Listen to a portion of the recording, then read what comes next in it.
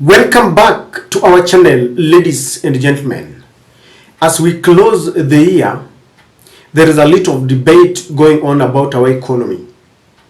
While Kenyans feel the heat and the pressure of a bad economy, the government insists that the economy is stable, that we are on the right track, and they insist that they have really stabilized this economy that they inherited from Uhuru Kenyatta.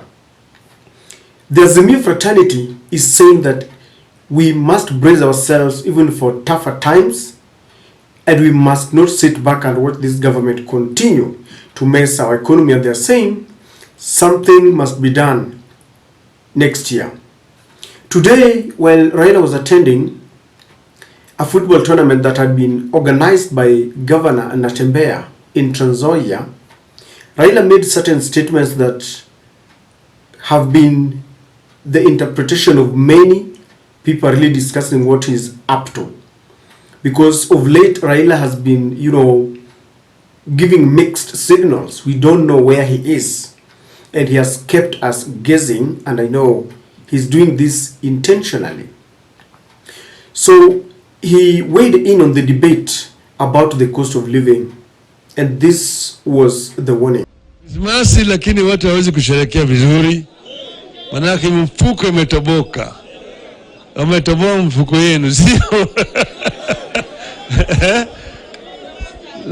Lakini pamoja na haya mpaka tujimudu tu, sio? Sasa mimi nataka nyinyi muwe na Christmas mzuri na tuingie kwa mwaka mpya kwa njia mzuri. Mwaka mpya kutakuwa na maneno, tutapiga firimbi, sio? Sio? Na mimi najua nyinyi mtatikia tu, sio? Kwa hivyo muhula ambao inakuja mwaka ijayo, tucheze mpira, tuendeshe Trans Nzoia, lakini baba na Eugene na Natembeya wakipiga filimbi. Now I realized that Raila was talking, but he was laughing at the same time. So I was like, is he really serious? Because I have seen Raila Odinga many times. When he's serious about something, the tone of his statement and the language is always a bit tough. You remember the first time when Raila went to Kamkunji, when he came from South Africa, and he said that his victory was stolen, and he was very sure that the server contains his victory. Raila was talking tough. He was even saying, I'm ready to go to jail. But I also know the other side of Raila Odinga. He will say something once as if it is a laughing matter. Then before you know it, it develops into a very serious aspect, especially in politics. So it's a bit confusing what is happening. But if you ask me, ladies and gentlemen, I understand that Raila is under a lot of pressure. Because where Raila sits, when he called out people to go on the streets to fight for economic, social, political, and electoral justice, the government responded by killing Kenyans who are just demonstrating on the streets in accordance with the law of our land.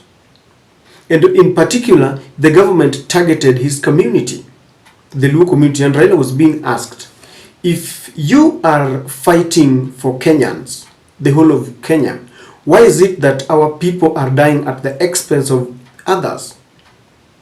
And with that, Raila had no choice but to call off the demonstrations, because it makes no sense that the government was targeting a particular community, because the government wanted the demonstrations to look like a Luo affair. That is what they really tried to get away the Jubelee wing of the Azimio. They were really trying to remove Kalonzo, but Kalonzo has always remained adamant, because they wanted everyone to feel that Raila is power hungry, that he had not accepted the outcome of the 2022 presidential results.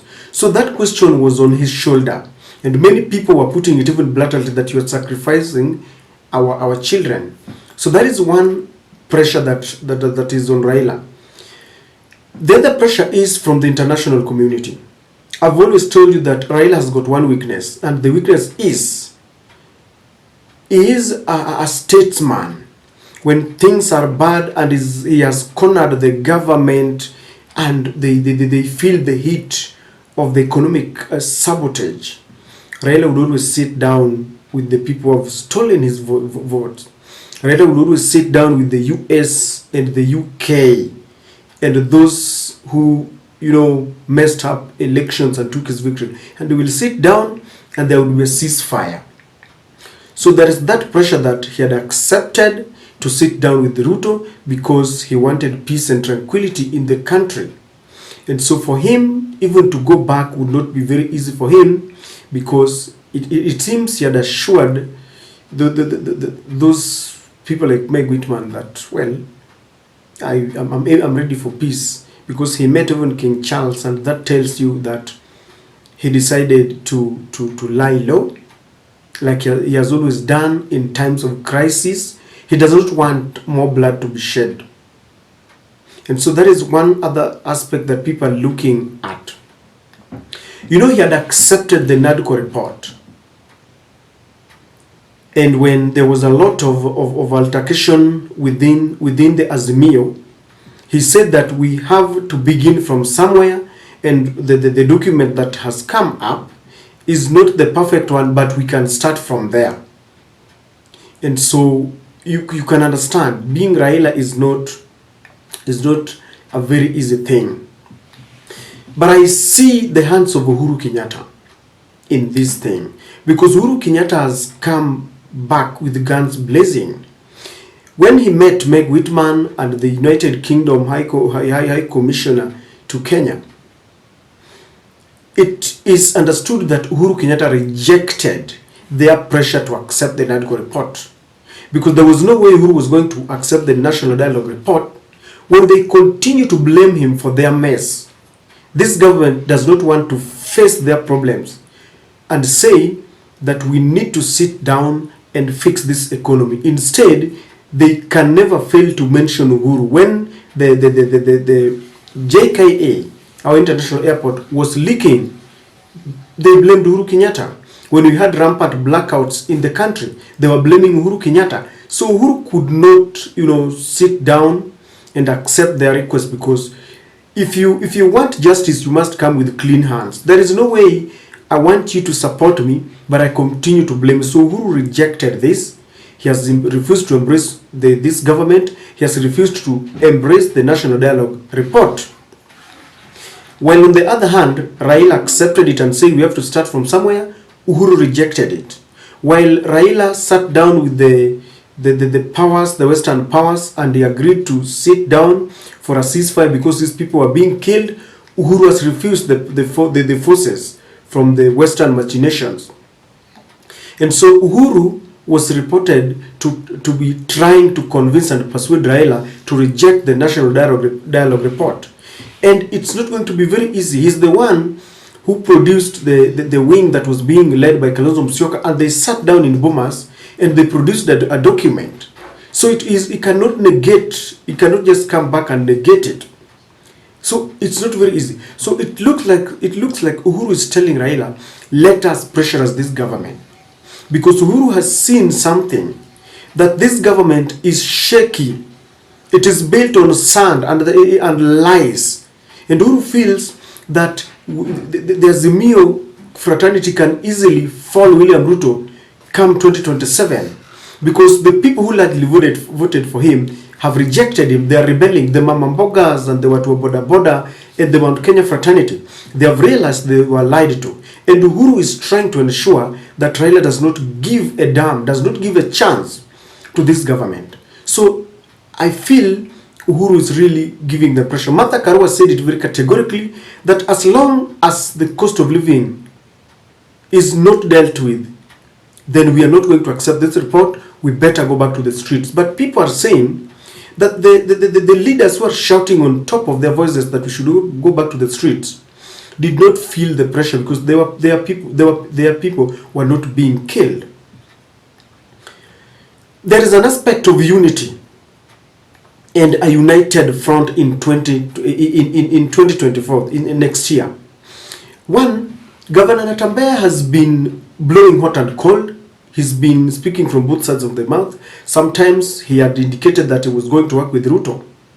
But for him to invite Raila and the other group in Trans Nzoia, it tells you that Azimio is regrouping.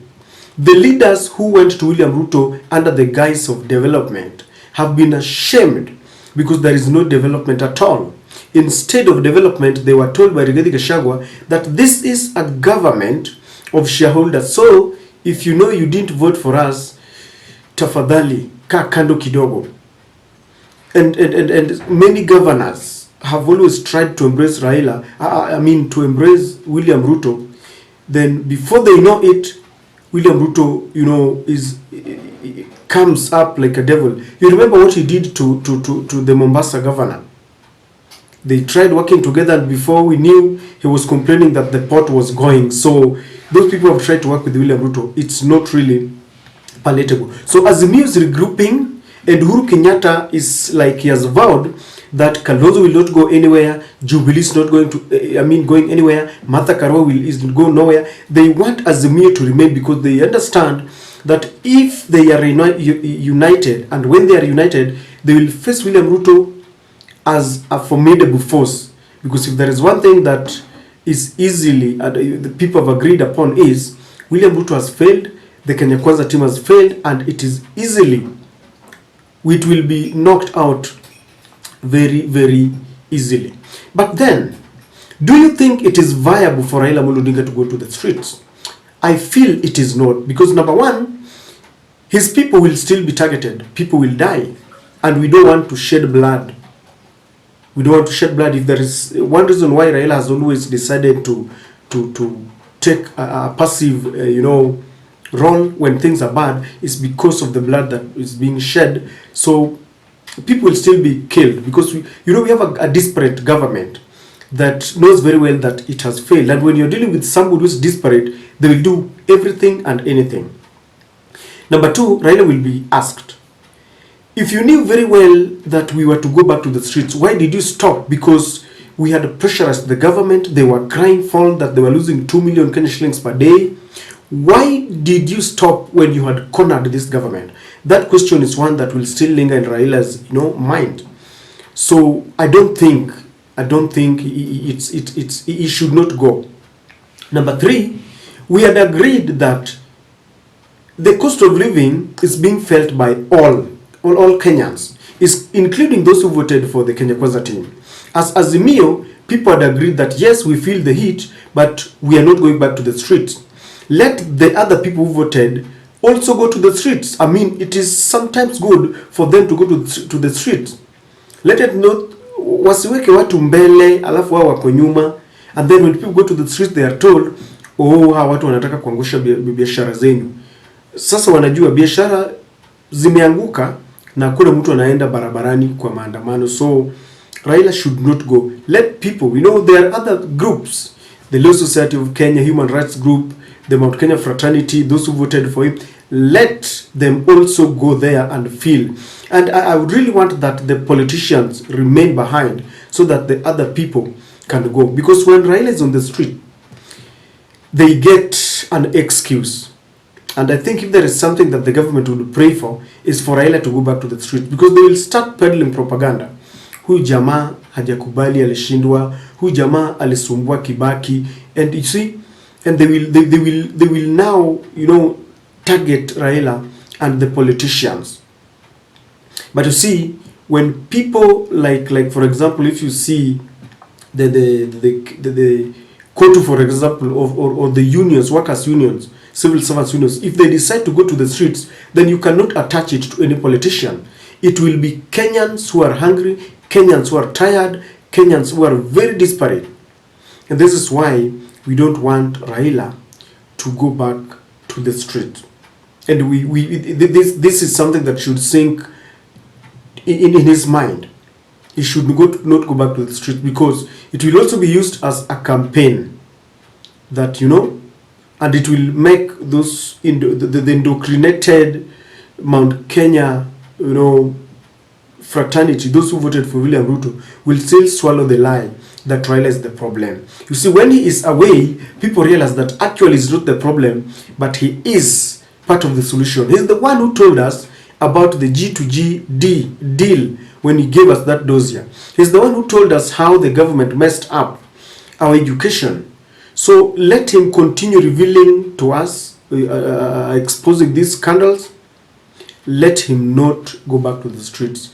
It will not work for us. Let Kenyans feel the pinch to an extent that Kenyans will just walk out automatically. Let him not go to the street, ladies and gentlemen. And if at all, and I say if at all he decides to go back to the street, kuna watu lazima wakae mbele. That is the reality. Kuna watu lazima wakae mbele.